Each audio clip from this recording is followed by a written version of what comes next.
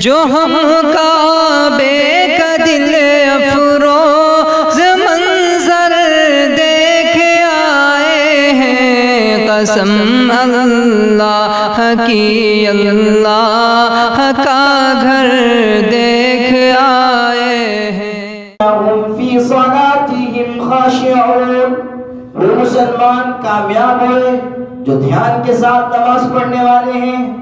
نماز میں حسین احمد مدنی رحمت اللہ علیہ سفر میں تھے اور ایک اسٹیشن پر اترے نماز با جماعت کے لیے، اور انہوں نے نماز پڑھانا شروع کیا، پیچھے ان کے کچھ ساتھی مرید وہ نماز پڑھ رہے تھے۔ اتنے میں ٹرین نے سیٹی دے دی۔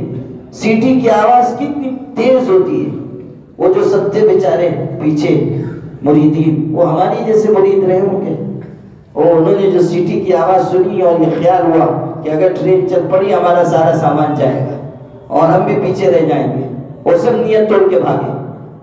لیکن وہ جو ہیں حضرت مولانا حسین احمد مدنی، وہ اپنی جگہ نماز کی امامت فرما رہے ہیں، تلاوت ان کی جاری، ان کو احساس بھی نہیں ہوا کہ ادھر ٹرین نے سیٹی دی ہے، وہ نماز میں مشغول۔ یہ لوگ ٹرین میں سوار ہو گئے، ٹرین آگے بھی کچھ تھوڑا آگے بڑھی، اللہ کی قدرت کہ ٹرین میں کوئی خرابی ہوئی اور ٹرین رک گئی۔ اب انہوں نے اطمینان سے جب سلام پھیرا اور پیچھے دیکھا تو معلوم ہوا کہ سارے مریدین غائب، میدان صاف ہے۔ یہ جو آج کل بھی مسلمان کہتے ہیں نا، آگے بڑھو ہم آپ کے ساتھ ہیں، قائد آگے بڑھو ہم آپ کے ساتھ ہیں، اور اس کا دوسرا ترجمہ یہ ہے کہ قائد آگے بڑھو پیچھے میدان صاف ہے۔ کہ ہم جو ہے کہاں ساتھ چھوڑ کے بھاگ جائیں گے، کوئی بھروسہ ہمارا ہے نہیں۔ جمنا، مستقل مزاجی سے ڈٹنا، تسلسل کے ساتھ محنت کرنا، جد و جہد کی راہ میں اپنا خون جگر دینا، یہ قرون اولیاء کے مسلمانوں کا شیوا تو تھا، لیکن ہم نے یہ عادتیں چھوڑ دی۔ جمنا پڑتا ہے، مستقل مزاجی سے ڈٹنا پڑتا ہے۔ حضور صلی اللہ علیہ وسلم کی خدمت میں ایک صحابی، حضرت نصیحت کر دیجئے اور مختصر نصیحت کیجئے گا۔ حضور کا تحمل دیکھیے، ہمارے آقا کی برداشت دیکھیے، ان کے اخلاق دیکھیے، ان کا تحمل دیکھیے کہ حضور صلی اللہ علیہ وسلم سے کہنے والا کہہ رہا ہے کہ نصیحت کر دیجئے اور مختصر کیجئے۔ حضرت نے کوئی ڈانٹ ٹپٹ نہیں کی، کسی طرح کے غصے کا اظہار نہیں کیا۔ آپ نے یہ نہیں کہا کہ تم یہ شرط کیوں لگاتے ہو کہ میں مختصر کہوں، آپ نے کہا سن، مختصر نصیحت کی لیکن کتنی جامع۔ آپ نے فرمایا قل آمنت باللہ ثم استقم، کہے کہ میں اللہ پر ایمان لایا اور پھر اپنے ایمان پر جم جا۔ یہ نصیحت کی، دو جملے کی نصیحت کی اور روانہ کر دیا۔ کہے کہ میں ایمان لایا اللہ پر اور پھر اس پر جم جا۔ استقامت بہت اونچی چیز ہے، جم جانا بہت اونچی چیز ہے۔ ہمارے اکابر نے کہا الاستقامت خیر من الف کرامہ، جمنا تو 1000 کرامت سے بڑھ کر ہے۔ استقامت کرامت سے بڑھ کر ہے۔ حضرت جنید بغدادی کتنے بڑے بزرگ ہیں، ہمارے سلسلے کے بزرگ ہیں، ہمیں یہ عزت حاصل ہے کہ ہم ان کے شجر طریقت میں، اور اللہ نے ان کی روحانی فرزندی کا شرف ہمیں عطا فرمایا ہے۔ وہ تشریف لے جا رہے تھے مریدوں کے ساتھ، ایک جگہ سے گزرے اور دیکھا کہ چوک پر ایک شخص کو پھانسی دی گئی، لٹک رہا ہے، پھانسی دی گئی اور اونچائی پر تختے دار پہ لٹکایا گیا، پیر اس کے لٹک رہے تھے۔ اور حضرت نے پوچھا کون ہے؟ لوگوں نے کہا فلاں چور ہے اور اس نے بہت مرتبہ چوری کی، سزا دی جاتی تھی مگر پھر چوری کرتا تھا، سزا دی جاتی تھی پھر چوری، اس کی نہ اتاری جائے تاکہ لوگوں کو عبرت ہو۔ حضرت جنید بغدادی آگے بڑھے اور چونکہ لاش اونچی لٹک رہی تھی، حضرت نے اس کے پیر چومے، حضرت نے اس کے پیر کو بوسہ دیا۔ مرید حیران ہے کہ یہ تو چور ہے، یہ کوئی غوث و قطب و ابدال تھوڑی ہے کہ حضرت جیسا ولی کامل اس کے پیر کو چوم رہا ہے۔ حضرت جنید بغدادی سے مریدوں نے بادب کہا حضرت شاید آپ نے پوری بات نہیں سمجھی، پوری بات نہیں سنی کہ یہ چور ہے، یہ بدمعاش بدماش تھا، اس کو بہت سزائیں دی گئیں، لیکن یہ چوری سے باز نہیں آیا، نتیجتاً اس کو سونی دی گئی ہے۔ اور حضرت نے فرمایا میں نے پوری بات سن لی تھی، میں اس چور کے پیر کو نہیں چوم رہا ہوں، میں اس کی استقامت کو بوسہ دے رہا ہوں کہ اتنی مرتبہ اس کو سزا دی گئی لیکن وہ سزا اس کو اس کے کام سے ہٹا نہ سکی۔ افسوس ہے ہم پر کہ ہم طاعت پر نہیں جم پاتے، یہ گناہ پر جم گیا۔ استقامت کو بوسہ دے رہا۔ ہمارا مزاج تو یہ ہے کہ 4 دن کام کیجئے اور 5ویں دن تھک کے بیٹھ جائیے، 6 دن کام کیجئے اور 7ویں دن بیٹھ جائیے۔ اور حضرت مولانا حسین احمد مدنی کا واقعہ سنا دیتا ہوں۔ حضرت مدنی رحمۃ اللہ علیہ نے پلٹ کے دیکھا، وہ سب غائب، اور یہ لوگ چونکہ ٹرین رک گئی تھی تو آئے جلدی جلدی۔ وہ حضرت معاف کیجیے گا، اصل میں وہ سیٹی کی آواز ہوئی، وہ ٹرین چلنے والی تھی اس لیے ہم نیت توڑ کے چلے گئے۔ اب سنو حضرت نے کیا کہا ہے۔ حضرت نے فرمایا کوئی حرج کی بات نہیں ہے، اس لیے کہ اگر میں بھی سیٹی کی آواز سن لیتا تو میری بھی یہی حالت ہوتی۔ یہ سنانا تھا کہ پلیٹ فارم پر نماز پڑھ رہے ہیں اور ٹرین کی سیٹی کی آواز کتنی زوردار ہوتی ہے، اس کے باوجود کہتے ہیں سیٹی کی آواز بھی سنائی نہیں تھی۔ یہ ہے نماز کا دھیان اور خشوع و خضوع، اس طرح ڈوب کر نماز پڑھ رہے ہیں۔ ہماری آپ کی نماز نہیں کہ اللہ اکبر کہہ کے کھڑے ہیں اور دماغ چکرا رہے ہیں، پورا حساب کتاب نماز میں کر رہے ہیں، جو سوچنا ہے سب نماز میں، جتنی بات سوچنی ہے سب نماز میں۔ نتیجہ یہ نکلتا ہے کہ امام نے کون سی سورت پڑھی، نماز کے 15 منٹ کے بعد پوچھئے تو صیغہ جمع غائب، پتہ ہی نہیں۔ آئے جلدی جلدی وضو کیا، 1-2 رکعت چھوڑ کے اللہ اکبر شامل ہو گئے۔ اب دماغ گھوم رہا ہے، چکرا رہا ہے، دنیا کے خیالات میں لگا ہوا ہے۔ اب جب بیٹھے امام نے سلام پھیرا تو اب یہ فکر ہو گئی کہ نماز کتنی چھوٹی اور کتنی میں نے پڑھی، 1 رکعت دورانی ہے کہ 2 رکعت دورانی، بھول گئے۔ تو ہم لوگ بھی تو سقراط بقراط کے نانا دادا ہیں، تو ہم بھی سوچتے ہیں کہ یہ جو میرے بازو والا ہے یہ بھی تو میرے ساتھ ہی آیا تھا، یہ جتنی رکعت پڑھے گا اتنی رکعت میں بھی پڑھوں گا، حل ڈھونڈ لیتے ہیں۔ یہ جو بازو والا ہے یہ جتنی رکعت پڑھے گا اتنی رکعت میں بھی پڑھوں گا۔ مشکل اس وقت ہوتی ہے جب بازو والا بھی یہی سوچ لیتا ہے، نتیجہ یہ نکلتا ہے کہ دونوں کھڑے رہتے ہیں، نہ یہ رکوع میں جاتا ہے نہ وہ رکوع میں جاتا ہے، ایک سورہ بقرہ پڑھتا ہے ایک سورہ آل عمران پڑھتا ہے، چلنے دیجیے، وہ نہ یہ جا رہا ہے نہ وہ جا رہا ہے، انتظار کرتے ہیں کہ یہ جائے گا، جب اس کی ہوگی تب تو میری ہوگی، تو اس لیے وہ بھی کھڑا رہتا ہے اور یہ بازو والا بھی کھڑا رہتا ہے۔ یہ حالت تو ہے۔ جب بے دھیانی سے نماز پڑھیں گے تو یہی ہوگا کہ پتہ ہی نہیں چلے گا کہ نماز میں کیا پڑھا گیا، پتہ ہی نہیں چلے گا کہ نماز میں کیا تلاوت ہوئی، پتہ ہی نہیں چلے گا کہ اللہ تعالیٰ کی عظمت اور استحضار کس کو کہتے ہیں۔ میرے والد صاحب تو کہتے تھے کہ آدمی نماز پڑھتا ہے اور رکوع میں جھکا، اوپر کی جیب میں 5 روپے کا سکہ ہے، وہ گر گیا، اور ذرا وہ سرک کر بازو والے کی طرف جاتا ہے، پیسے کو پیر لگا ہوتا ہے نا، تو وہ بازو والے کی طرف جانے لگا، تو ہم نمازی میں کھانستے ہیں۔ یہ کھانسی جو ہے اس کا ترجمہ یہ خبردار دیکھنا بھی مت میرا ہے، بازو والے کو تنبیہ کرتے ہیں، خبردار دیکھنا بھی مت میرا ہے۔ یہ ہوتا ہے کہ نہیں ہوتا ہے؟ اے بھائی مسلمانوں ہی کیا ہوتا ہے نا، اور کہیں تو نہیں ہوتا ہے۔ میں بھی مسلمانوں کے بیچ میں رہتا ہوں، کوئی میں چاند سے تھوڑی آیا ہوں تقریر کرنے کے لیے۔ جو صورتحال ہے وہ یہی ہے کہ ایک تو ہماری نمازیں وقت پر نہیں ہو رہی ہیں، پابندی سے نہیں ہو رہی۔ تنہا عن الفحشاء والمنکر ولذکر اللہ اکبر واللہ یعلم ما تصنعون۔ ارشاد ہوا کہ نماز بے حیائی اور برائی سے روکنے والی چیز ہے، اور نماز ایسی طاقتور ہے کہ وہ بے شرمی کے کاموں کے راستے میں رکاوٹ بن جاتی ہے۔ اب ہم نماز بھی پڑھ رہے ہیں، بے شرمی کے کام بھی کر رہے ہیں، یہ علامت ہے اس بات کی کہ ہماری نماز حقیقی نماز نہیں، ہماری نماز اصلی نماز نہیں ہے۔ اگر حقیقی نماز ہوتی تو اس کا حقیقی فائدہ بھی ظاہر ہوتا۔ حضور صلی اللہ علیہ وسلم سے شکایت کی گئی، آپ کے مبارک دور میں کہا گیا فلاں شخص ہے وہ راتوں کو نماز پڑھتا ہے اور دن کو چوری کرتا ہے، نماز بھی پڑھتا ہے اور چوری بھی کرتا ہے۔ حضور نے فرمایا ان قریب نماز اس کو اس برے کام سے روک دے گی۔ چند دن نہیں گزرے تھے کہ اس نے توبہ کر لی اور نیک بن گیا۔ ان قریب نماز اس کو روک دے گی۔ یہ ہمارے آقا فرما رہے ہیں۔ نماز چونکہ اصلی نماز تھی اس لیے اس نے چوری کا دروازہ بند کر دیا۔ اگر ہم دل لگا کر نماز پڑھیں گے اللہ تعالیٰ ہر بے شرمی کے کام سے ہمیں نجات عطا کرے گا۔ میں یہ عرض کر رہا ہوں کہ ہماری نمازیں صحیح نہیں، معاملات صحیح نہیں۔ اسلام کے 5 شعبے ہیں نا، اسلام کے کتنے شعبے ہیں؟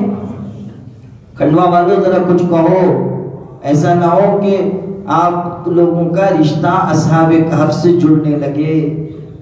سمجھ گئے کہ نہیں سمجھے؟ ارے کچھ سمجھتے ہو؟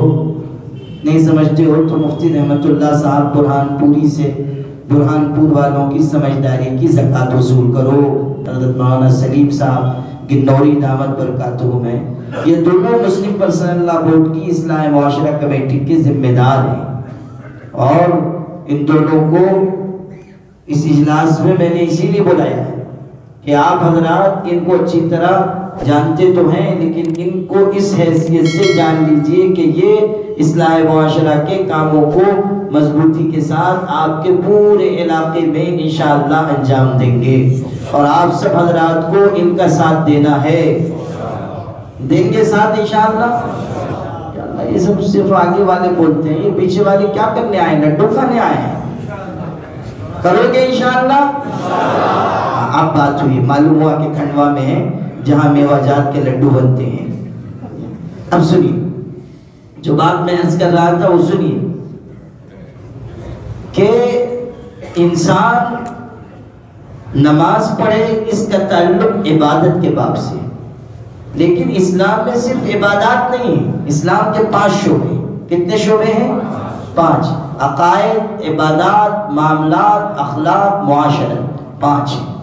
ان پانچوں میں سے ہمیں پورا حصہ ملنا چاہیے، نماز سے بھی، اور جو عبادت کے باب سے ہے، اور بھی دیگر عبادات ہیں، اور معاملات اور عقائد اور اخلاق اور معاشرت۔ ان 5 شعبوں میں ہمیں ممتاز ہونا ہوگا۔ یہ نہیں کہ ہم صرف نماز پڑھ رہے ہیں اور معاملہ ہمارا گڑبڑ۔ میرے والد صاحب کہتے تھے کہ کتنے مسلمان ہیں نماز پڑھتے ہیں لیکن مال کی ایسی محبت ہے کہ کہتے ہیں لا الہ الا اللہ، ادھر کا مال ادھر لا۔ اللہ کے نام انگریز شخص تھا، اس کے دل میں اسلام کی طرف رغبت پیدا ہوئی۔ عبرت کا قصہ ہے، بہت ہی درد والا، دھیان سے سننا۔ اس کے دل میں اسلام کی طرف رغبت پیدا ہوئی اور اس نے کچھ کتابیں خریدی، مطالعہ کیا، اسلام سے متاثر ہوا۔ اس نے سوچا اور پڑھنا چاہیے، تو اب اس کے پاس کتابیں خریدنے کے لیے پیسے نہیں تھے، تو اس نے اپنی کار بیچ دی۔ کار بیچ کر اس نے کتابیں خریدی، ان کو پڑھا، اور اس کے بعد اتنا متاثر ہوا کہ اس نے اسلام قبول کر لیا۔ اس کے بعد اللہ نے کچھ حالات اس کے اچھے کر دیے اسلام کی برکت سے، تو پھر وہ دورے پہ نکلا، مختلف ملکوں میں گیا جہاں مسلمان رہتے ہیں، ہندوستان بھی آیا۔ اس کے بعد اس نے ایک کتاب لکھی، مشرق وسطیٰ کا اس نے دورہ کیا تھا، پھر کتاب لکھی۔ اس کے مقدمے میں اس نے ایک بات لکھی ہے، اگر صرف اتنی بات بھی آج کے اجلاس سے لے کر جاؤ گے تو اور احساس کر لو گے تو یہ جلسہ وصول ہو جائے گا۔ اس شخص نے، اس انگریز نو مسلم نے یہ بات لکھی اپنے سفر نامے کے مقدمے میں، دیباچے میں، کہ جب اسلام کی طرف مجھے رغبت پیدا ہوئی، دھیان سے سنو، جب اسلام کی طرف مجھے رغبت پیدا ہوئی تو میں نے اپنی کار بیچی اور ایمان خریدا، لیکن جب میں مسلمانوں کو مسلم ملکوں میں گیا یا ان ملکوں میں جہاں مسلمان آباد ہیں، اور جب میں نے مسلمانوں کو قریب سے دیکھا تو میرے دل سے یہ آواز آئی کہ تو نے کار بیچ کر ایمان خریدا تھا، اور مسلمان اپنے اپنے ایمان بیچ کر کاریں خرید رہے ہیں۔ یہ اس نے یقین کا سودا کرنے کے لیے تیار ہو جاتا ہے۔ اسلامی تعلیم کچھ ہے، ہمارا طرز تجارت کچھ اور ہے۔ جھوٹ بول رہے ہیں، خیانت کر رہے ہیں، حق دبا رہے ہیں، بھائی بہنوں کا وراثت کا حصہ نہیں دے رہا ہے. باپ کا انتقال ہو جائے، جنازہ رکھا ہوا ہے اور وراثت کے مال پہ جھگڑا ہو رہا ہے، بھائی بھائی سے الجھ رہا ہے. ابھی ایک بستی میں قریب ہے میرا جانا ہوا تھا، وہاں لوگوں نے بتایا کہ یہاں فلاں شخص جو دیندار تھے ان کا انتقال ہوا اور بھائیوں میں آپس میں رنجش پیدا ہوئی. باپ کی تدفین سے پہلے جنازہ رکھا ہوا تھا اور آپس میں آویزش پیدا ہوئی اور بڑے بھائی نے اسی وقت، ابھی باپ دفن نہیں ہوا، اور جا کر تھانے میں کمپلین کر دی اور دوسرے بھائیوں کو پولیس اٹھا کر تھانے میں لے گئی. باپ کی میت پڑی ہوئی ہے اور یہ جا کر تھانہ کچہری کر رہے ہیں. مال کی ہوس، مال کی کا لالچ، مال کی طلب ہمارے دل میں ایسی آ گئی،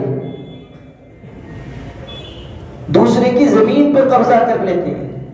حضور نے فرمایا کہ جو کسی کی ایک بالش زمین ناجائز طریقے پر لے گا، قیامت کے دن 7 زمینوں کا توق بنا کر اس کی گردن میں ڈال دیا جائے. حضور اکرم صلی اللہ علیہ وسلم فرما رہے ہیں کہ جو کسی کا ایک درہم 3.5 آنا، ایک درہم کسی کا ناجائز طریقے سے لے گا، 700 مقبول نمازیں اسے اس شخص کو قیامت کے دن دینی ہوں گی. اس وقت تک حق معاف نہیں کرے گا جب تک کہ حق والا معاف نہ کر دے.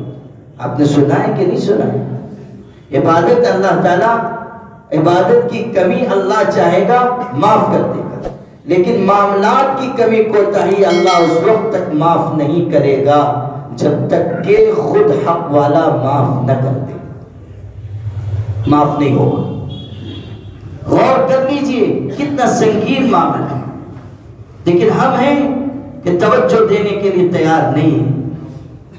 حضرت عمر ابن خطاب رضی اللہ تعالی عنہ، دھیان سے سننا معاملات کی صفائی کیا ہے. حضرت عمر ابن خطاب فجر کی نماز پڑھا رہے تھے مصلی رسول پر، فجر کی نماز. سورہ یوسف ان کو بہت محبوب تھی، اس دن بھی سورہ یوسف کی وہ تلاوت کر رہے تھے فجر کی نماز میں. اس آیت پر پہنچے، یا اسفا علی یوسف وبیضت عیناہ من الحزن فہو کظیم. حضرت یعقوب کا تذکرہ ہے جب حضرت یوسف کھو گئے تھے اور وہ ان کی یاد میں روتے تھے، اس وقت کہتے تھے ہائے میرا یوسف، ہائے میرا یوسف، اور روتے روتے ان کی آنکھیں سفید ہو گئی تھی، یعنی آنکھوں کی روشنی چلی گئی تھی اور اندر ہی اندر وہ کرتے رہتے تھے. ایک باپ کے غم اور رنج کی تصویر کشی کی ہے قرآن نے کہ ایک باپ اپنے بیٹے کو کھو کر، باپ ہوتا ہے چاہے وہ ولی ہی کیوں نہ ہو، باپ کا دل خدا نے بڑا نرم بنایا ہے، محبت سے لبریز بنایا ہے. ہمارے آقا صلی اللہ علیہ وسلم کے بیٹے حضرت ابراہیم 2.5 سال عمر ہوئی تھی ان کی، انتقال ہوا، ان کا جنازہ تیار ہوا.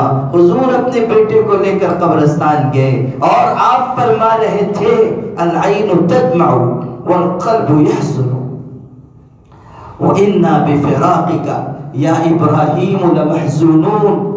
آنکھوں سے آنسو بہ رہے اور میرا دل بہت رنجیدہ ہے، اور میرے بیٹے ابراہیم تیرے اٹھ جانے سے تیرا باپ بہت غمگین ہے. یہ فرما رہے ہیں، آنکھوں سے آنسو روا ہیں. اور جس وقت حضرت ابراہیم کو جنت البقیع میں قبر میں لٹایا گیا، روایت میں ہے کہ آپ کے آنسو رخسار پر بہ پڑے، آپ رو پڑے. ایک صحابی نے دیکھا کہ حضور رو رہے ہیں تو ان کو بڑی حیرت ہوئی، کہنے لگے اللہ کے رسول آپ رو رہے ہیں، آپ کی آنکھوں سے آنسو بہ رہے ہیں. حضور نے فرمایا ہاں، اس رحمت کی وجہ سے جو اللہ نے میرے دل کو عطا کی ہے.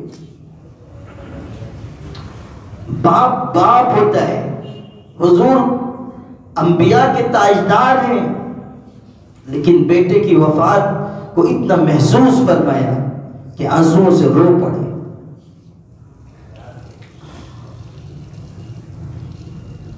حضرت یعقوب علیہ السلام بھی پاک تھے.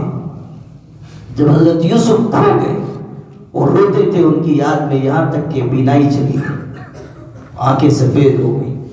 نکلا ابو لولو فیروز مجوسی نام کا، اور اس نے حضرت پر خنجر سے حملہ کیا، پیٹ پر وار کیا، 1 2 3 6 وار کیے اس نے.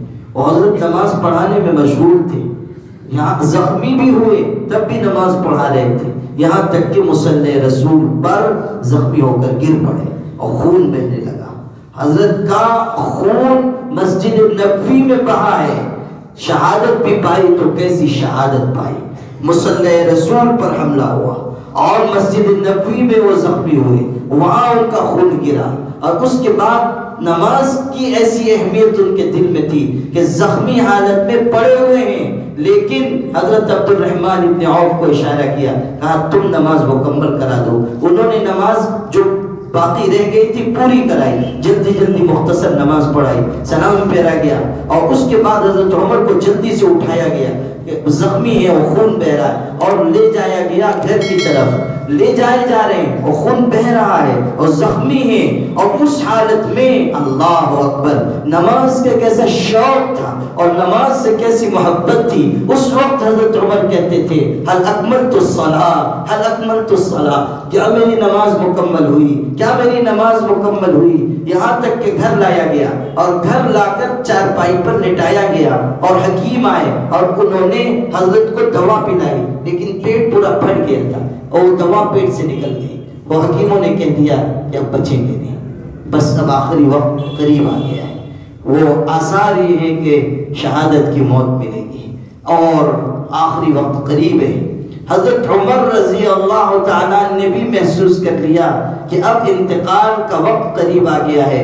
دعا مانگتے تھے، ایک تو شہادت بھی مانگتے تھے اور حضور کے شہر کی موت مانگتے تھے. اللہ نے ان کی دونوں دعاؤں کو قبول کیا، شہید بھی ہوئے اور مدینہ منورہ میں شہید ہوئے، مدینہ طیبہ میں شہید ہوئے.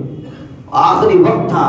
حضرت ابن عباس آئے، جن کے کانوں سے سنو مسلمانوں، عبداللہ ابن عباس آئے، آ کر ان کے پاس کھڑے ہوئے، کہا حضرت امیر المومنین، خدا تعالیٰ نے آپ کو کیسی عزت دی ہے.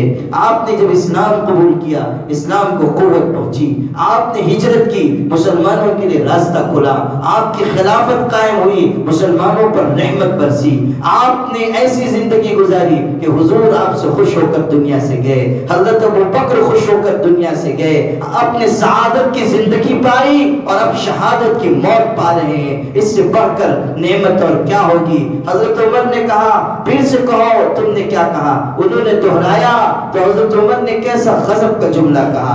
آخرت کی فکر کیا ہوتی ہے مسلمانوں. حضرت عمر جیسا شخص بستر مرگ پر کہہ رہا ہے کہ ابن عباس لیتنی انجو کفافن لا لی ولا علی، کاش قیامت کے دن میں برابر سرابر چھوٹ جاؤں کہ نہ مجھ کو کوئی اجر ملے نہ مجھ پر کوئی وبال ہو، میں سمجھوں گا کہ میں کامیاب ہوں. لیتنی انجو کفافن، کاش کہ میں قیامت کے برابر سرابر چھوٹ جاؤں، میں سمجھوں گا کامیاب ہو گیا. یہ کہا ان کی اس تقریر کے جواب میں.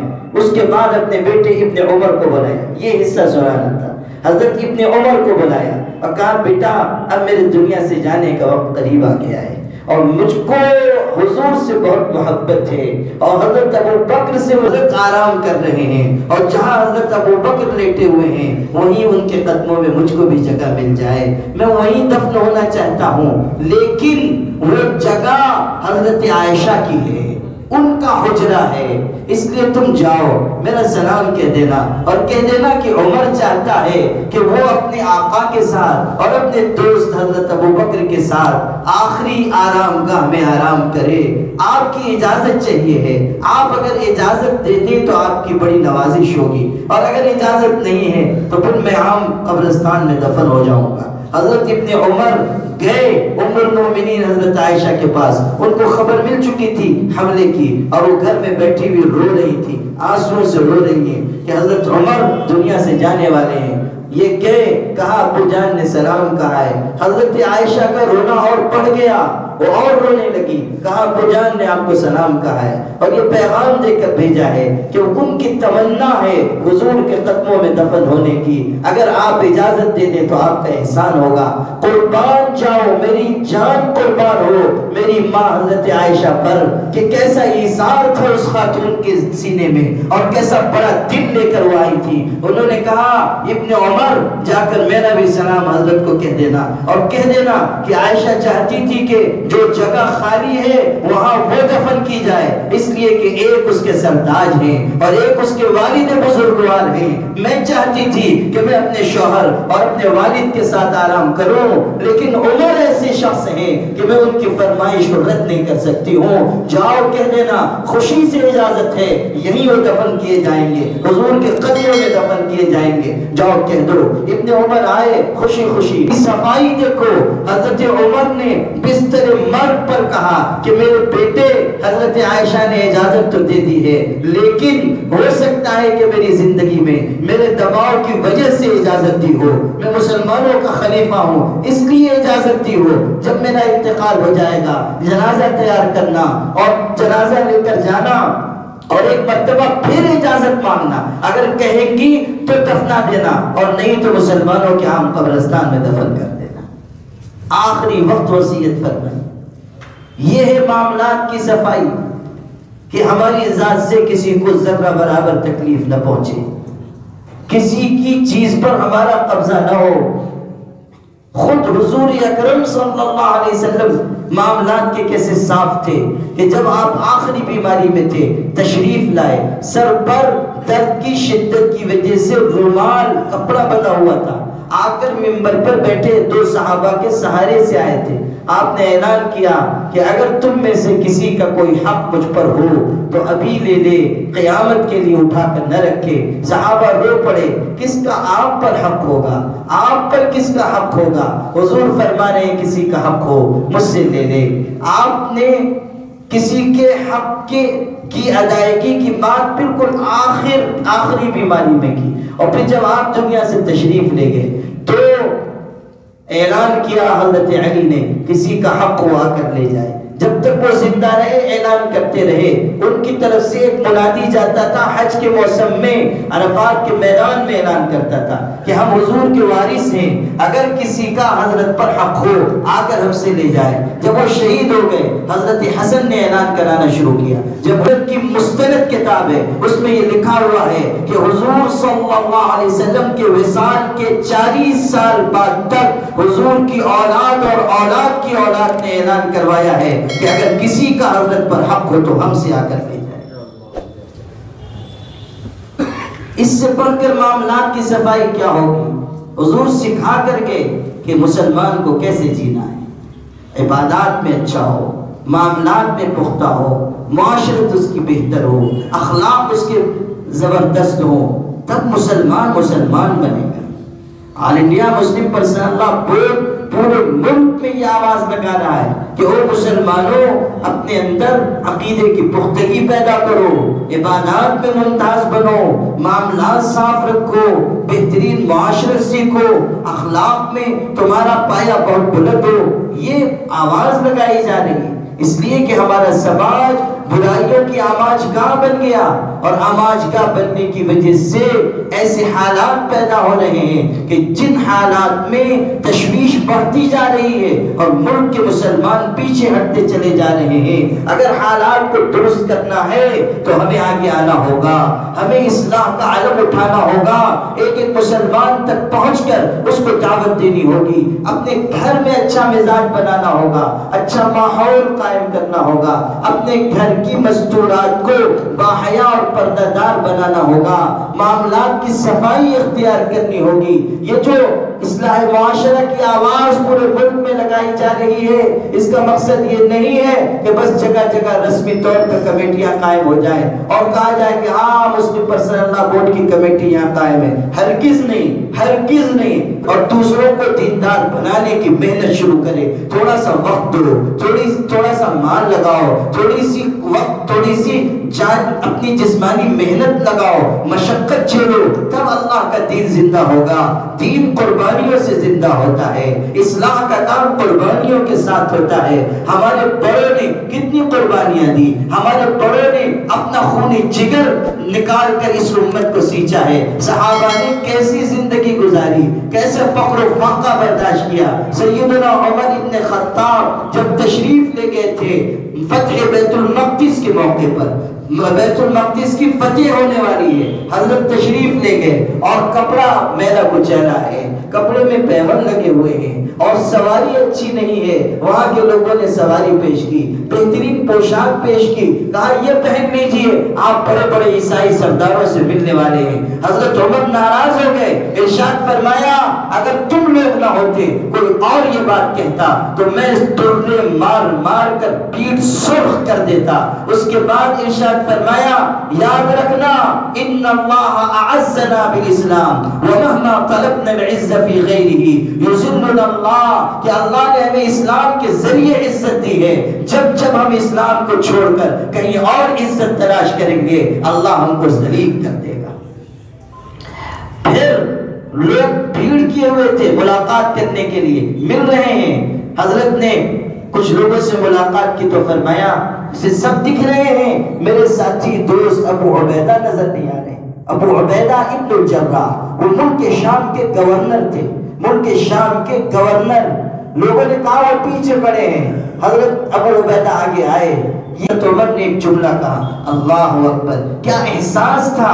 کہنے لگے ابو عبیدہ حضور کو دنیا سے گئے وقت ہو گیا, ہم بھی دنیا سے رخصت ہونے والے ہیں. قیامت کے دن کہیں نہ کہیں حضور سے سامنا ہوگا. اگر حضرت نے پوچھ لیا میرے بعد تم کیا کر کے آئے ہو, ہم کیا جواب دیں گے. بس یہ سننا تھا کہ ابو عبیدہ بلک بلک کر رو پڑے. یہ بھی رونے لگے. حضرت ابو عبیدہ نے کہا کہ حضرت کنارے آ جائیے, ہم جی بھر کے رو لیں. ایک درخت کے سائے میں دونوں ساتھی چلے گئے اور حضور کو یاد کر کے اور اس احساس کی وجہ سے کہ حضور کا سامنا ہوگا کیا جواب دیں گے, رو رہے ہیں. دیر تک روتے رہے, لوگ انتظار کرتے رہے. اب سننا قربانی کس کو کہتے ہیں. ابو عبیدہ ابن الجراح ملک شام کے حاکم ہیں. وہ بہت ہی سرخیز علاقہ تھا, وہاں کی زمین سونا اگل رہی تھی, گھر گھر مالداری اور خوشحالی پھیلی ہوئی تھی. لیکن حضرت عمر نے چند دن گزرنے کے بعد یہ کہا کہ ابو عبیدہ سب لوگ اپنے اپنے گھر مجھ کو بلا رہے ہیں مگر آپ نہیں بلا رہے ہیں, آپ نہیں دعوت دے رہے ہیں, آپ تو میرے سب سے قریبی دوست ہیں. حضرت ابو عبیدہ نے کہا گھر آپ کا ہے, جب چاہیں تشریف لائیں, لیکن آپ میرے گھر آئیں گے تو بس آپ کو رونا آئے گا. حضرت عمر نے کہا مگر میں تو آؤں گا. وقت ہوا, حضرت عمر تشریف لائے, دیکھا بس ایک چھوٹا سا کمرہ ہے اور اس کی چھت کھجور کے پتوں سے ڈھکی ہوئی ہے اور اتنی نیچی چھت ہے کہ آدمی کھڑا ہو تو اس کے سر میں لگ جائے. اور گھر میں کوئی برتن نہیں ہے, کوئی سامان نہیں ہے, کوئی بستر بھی نہیں ہے. گھوڑے کے اوپر جو زین بچھائی جاتی ہے بس وہ پڑی ہوئی ہے, گویا کہ اسی پر وہ سوتے ہیں. اور جب سواری کرنا ہوتا ہے تو اس کو گھوڑے کی پیٹھ پر رکھ دیتے ہیں. اور مٹی کا پیالہ ہے اور کوئی چیز ساز و سامان نظر نہیں آ رہا ہے. کہا ابو عبیدہ گھر میں کچھ بھی نہیں ہے. کہا بس میں تو بس ایسے ہی جیتا ہوں, آپ تشریف رکھیے. دسترخوان بچھا دیا, اسی مٹی کے پیالے میں پانی لے کر آئے اور اس کے بعد تاق پر ہاتھ ڈالا, کچھ سوکھی روٹیوں کے ٹکڑے نکالے اور دسترخوان پر رکھ دیا اور کہا کہ حضرت جو میں کھاتا ہوں وہی آپ کو کھلاؤں گا, میرے پاس اس سے زیادہ کچھ نہیں ہے. حضرت عمر وہ سوکھی روٹی پانی میں ڈبو کر کھاتے جاتے تھے اور روتے جاتے تھے اور کہتے تھے ابو عبیدہ حضور کے دنیا سے جانے کے بعد ہم میں سے ہر شخص میں تبدیلی آئی, لیکن قسم خدا کی تم کچھ بھی نہ بدلے, تم کچھ بھی نہ بدلے, تم میں کچھ تبدیلی نہیں آئی. تم اسی حالت پر ہو جس حالت میں حضور تم کو چھوڑ کر گئے تھے. یہ ملک شام کے حاکم ہیں اور اس طرح قربانی دے کر فقر و فاقے کی زندگی گزار رہے ہیں. یہ دین ہم تک قربانیوں کے ساتھ پہنچا ہے. اپنے انتقال سے پہلے کہہ رہے تھے کاش آج میرے دوست ابو عبیدہ زندہ ہوتے، کاش آج میرے دوست ابو عبیدہ زندہ ہوتے تو میں اپنے بعد خلافت کی وصیت انہی کے حق میں کرتا، وہ اس لائق تھے کہ مسلمانوں کے خلیفہ بنائے جائیں، کاش ابو عبیدہ زندہ ہوتے میں اپنے بعد خلافت کی وصیت انہی کے لیے کرتا۔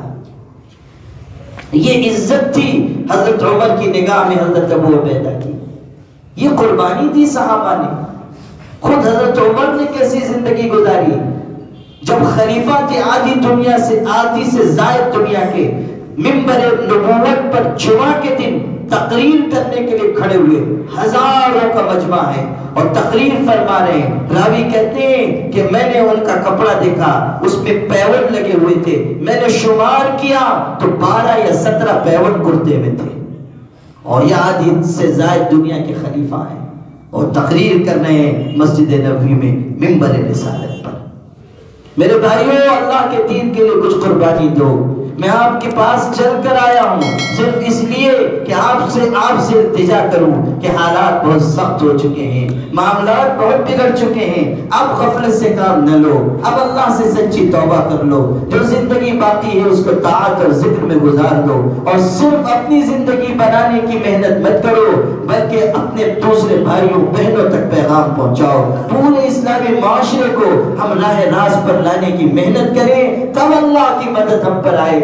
اصلاح معاشرہ کمیٹی اپنے شہر میں مضبوط کمیٹی قائم کیجئے اور اس کے کاموں کو اس شہر میں، اس ضلع میں، تمام گاؤں دیہات اور تحصیل میں پھیلا دیجئے، پہنچا دیجئے۔ میرا جو کام تھا کریں گے تو عند اللہ آپ جواب دہ ہوں گے، آپ کی اللہ کے ہاں پکڑ ہوگی۔ ایک ایک مسلمان تک اسلام کا پیغام پہنچانا آپ کی ذمہ داری بنتی ہے، کم از کم اپنے شہر کی، اپنے اطراف کی فکر کر لیجئے۔ اگر ہر شہر کے مسلمان کھڑے ہو جائیں گے، ایک مضبوط جماعت بن جائے گی تو اللہ کی ذات سے کچھ بعید نہیں ہے کہ جہاں معصیتیں اور گناہ پھیلے ہوئے ہیں وہیں ہم بہاریں دیکھیں گے، طاعت کی، ذکر کی، تلاوت کی، اور وہ سما ہم دیکھیں گے جو آج ترکی میں دیکھنے کو ملتا ہے کہ چھوٹے چھوٹے نوعمر بچے وہ سخت سردی کے دنوں میں مسجد کے وضو خانے پر بھیڑ لگا کر کھڑے ہوتے ہیں کہ ایک بچہ اٹھے تو دوسرا بچہ وضو کرے۔ یہ منظر وہاں دیکھنے کو ملتا ہے۔ جوان جا رہے ہیں فیکٹری میں کام کرنے، ملازمت کے لیے، بس میں جگہ خالی نہیں ہے، ایک ہاتھ سے ہینڈل پکڑے ہوئے ہیں، دوسرے ہاتھ میں قرآن ہے، اس کی تلاوت کر رہے ہیں کہ آدھے گھنٹے کا وقت جو وہاں تک پہنچنے کا ملے گا اس میں اپنے اللہ کے پاک کلام کی تلاوت کروں۔ سردی کے زمانے میں وہ گرم کپڑے لے کر نکلتے ہیں اور غریبوں کے علاقے میں جاتے ہیں، ہماری طرح نہیں کرتے کہ ایک گرم چادر دے رہے ہیں کسی غریب کو اور 10 لوگ کھڑے ہو کر فوٹو کھنچوا رہے ہیں۔ ان کے ہاں تو صورتحال یہ ہے کہ وہ غریبوں کے علاقے میں جا کر کسی دیوار پر، کسی درخت پر کپڑے لٹکا دیتے ہیں، ایک پرچی اس کے ساتھ لکھ کر رکھ دیتے ہیں کہ یہ میرے اس بھائی یا بہن کے لیے ہے کہ جس کو گرم کپڑے نہیں ملے ہیں، اس کو میری طرف سے قبول کر لیجئے تاکہ میری آخرت سچ جائے اور سمر جائے۔ معلوم بھی نہیں ہوگا کہ کس نے اٹھایا ہے، لیکن وہ جا کر، اور یہ بھی نہیں معلوم ہوگا کہ دیا کس نے ہے، لیکن وہ یہ چاہتے ہیں کہ ہمارا نام خدا کے رجسٹر میں۔ یہ طریقے ہیں ملت کو آگے بڑھانے کے، یہ طریقے ہیں پچھڑوں کو سہارا دینے کے۔ اس لیے آپ سے گزارش کرتا ہوں کہ آپ سب اس اہم کام میں مسلم پرسنل لا بورڈ کا بھرپور ساتھ دیجیے۔ سب دیں گے انشاءاللہ۔ اللہ تعالیٰ آپ سب کو جزائے خیر عطا فرمائے۔ مولانا مشہور صاحب سے بھی اور دیگر علماء سے میں نے اصل بات عرض کیا تھا کہ آپ لوگ مشورہ کر کے یہاں پر ایک اچھی شکل کام کی بنائیں، اور یہ جو ہمارے جوان علماء ہیں، حافظ رضوان صاحب ہیں، مولانا سلیم جعفر سلیم صاحب ہیں، اور دیگر جو جوان فضلاء ہیں، علماء ہیں اور ائمہ جو آج اثر باندھ بھی آئے تھے، ان سے بھی میری درخواست ہے کہ آپ لوگ آگے بڑھ کر حصہ لیجیے۔ جو بڑے علماء ہیں وہ سرپرستی کریں، لیکن آپ ہاتھ پہ ہاتھ دھر کے مت بیٹھیے، آپ آگے بڑھیے، آپ کام کیجیے، آپ ملت کو جگائیے۔